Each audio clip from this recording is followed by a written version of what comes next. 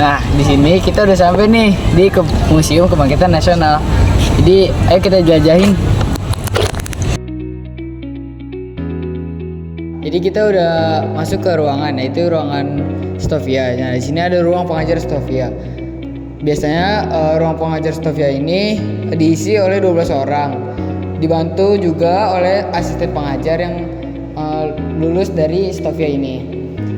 Setiap tahun pengajar Stovia banyak mengalami perubahan karena yang mendapatkan hak cuti untuk pulang ke Belanda. Nah di situ juga pengajar Stovia akan menempati ruang pengajar pada saat menjelang kegiatan pembelajaran saat istirahat sekolah. Jadi ini bagaikan sebuah sekolah dan juga sebuah ruang mengajar ya. Ada contoh cara mengajarnya pengajar Stovia. Jadi dia akan menunjukkan secara langsung dari dekat ya teman-teman. Ada ruang media ngajar Stovia. Langsung kita masuk ya teman-teman. Nah ini penampakannya. Yang pertama ini ada meja bedah. Biasanya ini digunakan buat saat belajar anatomi, yaitu kayak ya macam-macam IPA lah gitu, biologi. Nah ini biasanya dia gunain prakteknya dengan jenazah manusia asli ya teman-teman. Kemudian di sini contohnya teman-teman. Ada kerangka manusia asli yang biasa digunakan untuk praktek anatomi di ruangan ini. Sekarang kita sudah ada di ruang asrama Stovia.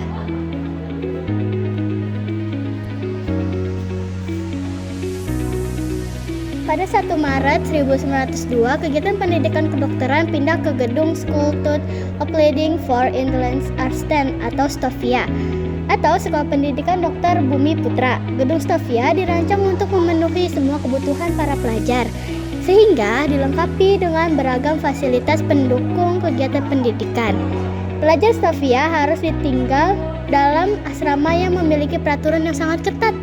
Semua penghuni dituntut untuk hidup disiplin dan tanggung jawab. Aktivitas para pelajar diawasi oleh pengawas asrama yang dipanggil Supos, yang setiap malam keliling asrama untuk memeriksa kondisi ruangan dan penghuninya. Bisa dilihat ini ada kamar-kamarnya.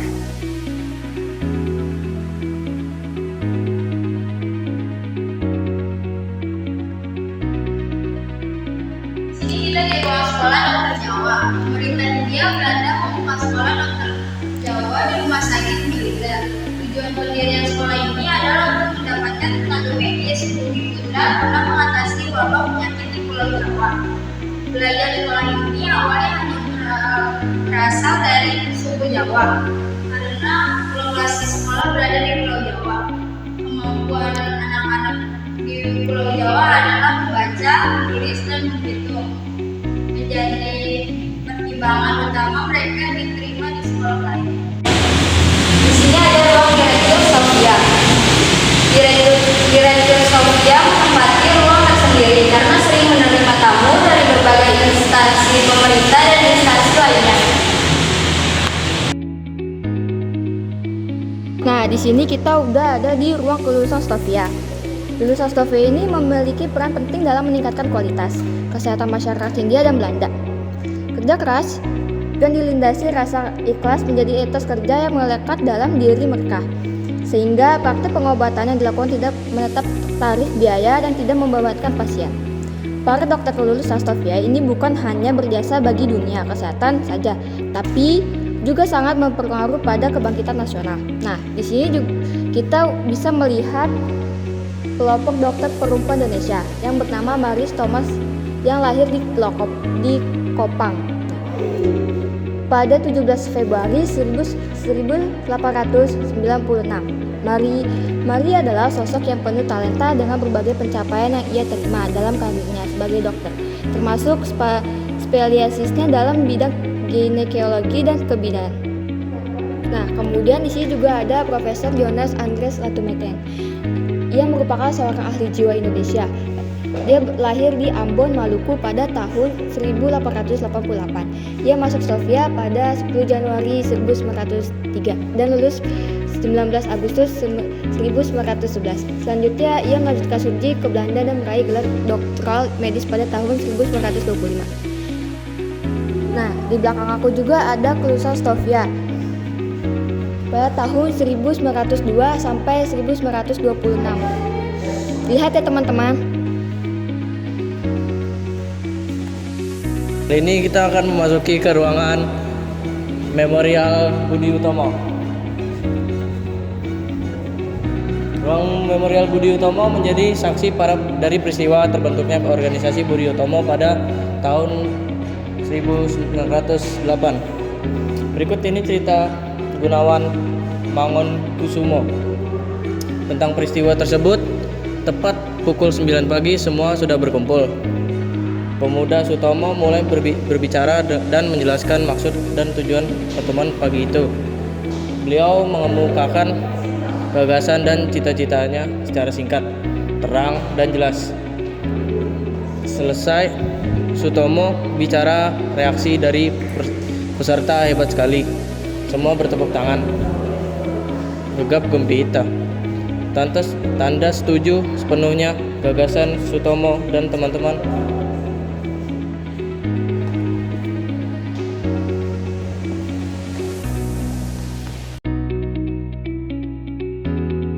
Ini kita udah ada di ruang Stovia. Ruang Stovia sebagai pengganti sekolah dokter Jawa. Proses seleksi untuk menjadi pelajar Stovia dilakukan secara ketat, sehingga sekolah ini menjadi tempat berkumpulnya pelajar Bumi Putra yang cerdas. Mereka tidak hanya belajar ilmu kedokteran, tetapi ilmu budaya dan ilmu politik di penjara. Hal inilah yang menjadikan pelajar Stovia memiliki kepekaan dan kepedulian yang tinggi terhadap kondisi lingkungan sekitarnya. Sekolah Kepandaian Putri Jepara. Pada Juni 1903, Kartini membuka Sekolah Kepandaian Putri untuk anak-anak perempuan di Pendopo, Kabupaten Jepara. Sekolah ini menekankan pembinaan budi pekerja dan pembinaan karakter yang proses pembelajarannya seperti kehidupan dalam rumah tangga, di mana anggotanya dituntut untuk saling mencintai dan saling mengajar. Kegiatan belajar mengajar dilakukan pada Senin sampai Kamis, dimulai dari jam 8 sampai jam 12.30. Murid-murid belajar membaca, menulis, menggambar, tata krama, sopan santun, memasak, serta membuat kerajinan tangan. Jadi di sini ada tokohnya, Raden Ajeng Kartini. Lahir pada 21 April 1879 di Jepara dari pasangan Raden Mas Sosroningrat dan Mas Ajeng Ngasirah. Sebagai keluarga bangsawan, Kartini berhak menyandang gelar Raden Ajeng. Kartini mengabaikan gelar tersebut dan dalam salah satu suratnya ia menulis, "Panggil aku Kartini saja." Pada 1885, di masa seorang putri bangsa dilarang keras keluar rumah, Kartini masuk ke sekolah dasar Eropa. Ia berharap bisa melanjutkan pendidikan ke sekolah menengahkan umum di Semarang. Tidak, itu jawab yang disampaikan ayahnya. Kartini teringat dengan tawaran temannya untuk melanjutkan pendidikan ke Belanda. Sekolah Istri Bandung didirikan oleh Dewi Sartika pada 16 Januari 1904 dengan tujuan meningkatkan harkat kaum perempuan. Murid pertama sebanyak 60 anak berasal dari kalangan rakyat biasa. Kebutuhan pembelajaran dipenuhi dengan cara swadaya dengan melibatkan guru, orang tua, dan masyarakat. Sekolah Istri menjadi sekolah rujukan pada masanya sehingga banyak anak perempuan yang berkeinginan menjadi murid sekolah tersebut. Mereka beryakinan bahwa dengan menjadi murid sekolah Istri bisa menjadikan mereka mandiri dalam menjalani kehidupan nanti. Dan di sini ada tokohnya, Dewi Sartika, lahir di Bandung pada 4 Desember 1884 dari pasangan Raden Rangga Somanagara dan Raden Ayu Raja Permas.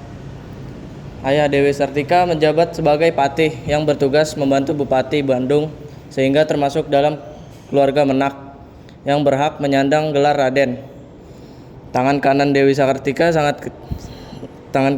Sartika kecil pernah mengalami patah tulang, sehingga dirinya berpembawaan kidal, di mana tangan kirinya lebih aktif daripada tangan kanannya. Udah ada di ruangan dari Nusantara ke Hindia Belanda. Nusantara berasal dari kata Nusa yang berarti pulau dan antara yang berarti luar atau seberang, sehingga wilayah Nusantara mencakup gugusan pulau yang tersebar antara benua Asia dan Australia. Bangsa Eropa mengenal Nusantara dengan nama Hindia, kemudian diubah menjadi Hindia Timur pada masa penjelajahan samudra. Mereka saling bersaing untuk menguasainya demi mendapatkan kekayaan alam yang terkandung di dalamnya. Bangsa Belanda berhasil memenangkan persaingan tersebut dan mengubah namanya menjadi Hindia Belanda atau Hindia Timur Belanda. Perubahan nama ini untuk menegaskan bahwa kerajaan Belanda berkuasa di wilayah tersebut. Oke, di sini kita udah ada di map India. Ini di sini ada map-mapnya. Dan di sini juga ada kapal replika kapal Vos pada abad ke-17. Lahirnya Budi Utomo menjadi hari terbangunnya kesadaran rakyat untuk bersatu dalam wadah bangsa Indonesia.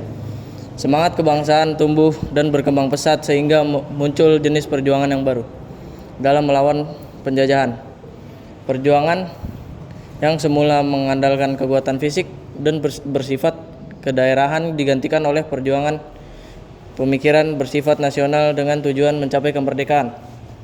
Budi Utomo didaulat menjadi ibu perhimpunan karena memberikan inspirasi bagi berdirinya organisasi-organisasi perjuangan pergerakan dengan ideologi beragam seperti Serikat Islam, Indonesia Party, Muhammadiyah, dan Nahdlatul Ulama. Budi Utomo bersama organisasi perjuangan lainnya berhasil membangun kesadaran untuk bersatu mewujudkan bangsa yang merdeka dan sejahtera.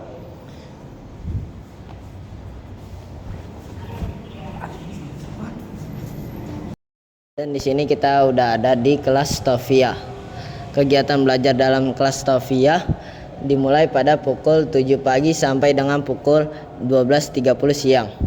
Waktu belajar untuk setiap mata pelajaran 50 menit.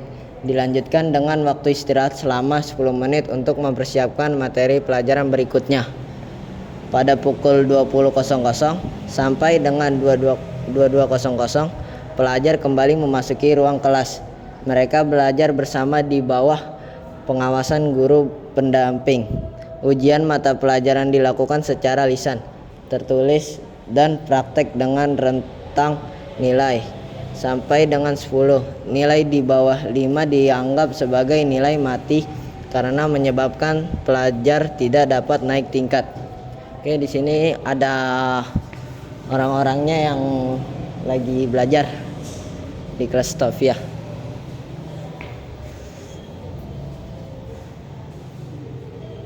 Dan di sini juga ada kelas Stofia dan peresmian alat kedokteran. Di sini juga ada kelas anatomi.